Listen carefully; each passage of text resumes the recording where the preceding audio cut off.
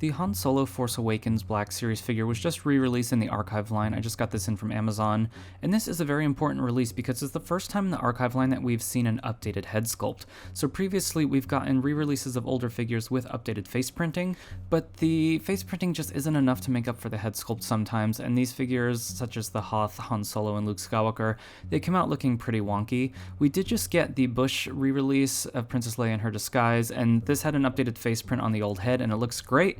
But they did also retool the legs to be a little bit shorter, and so it's very nice to be seeing these older archive figures getting that kind of treatment now instead of just a straight repaint.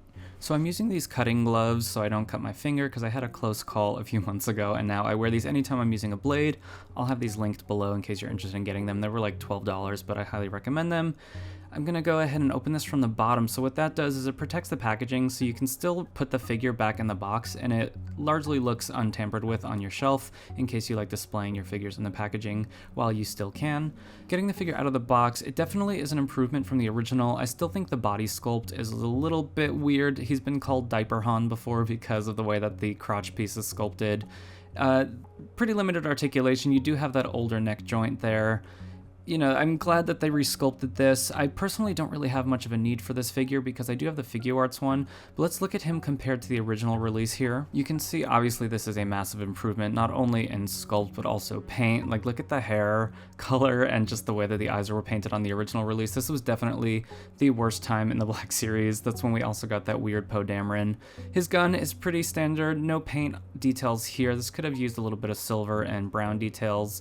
Let's look at the Figuarts now. This figure is still available on Amazon for $59, and so I'll have that linked below in case you are interested in making that leap to the higher price point. For me, it's a very easy decision. I really care about the way that the faces look on my figures and just the likeness to the actors.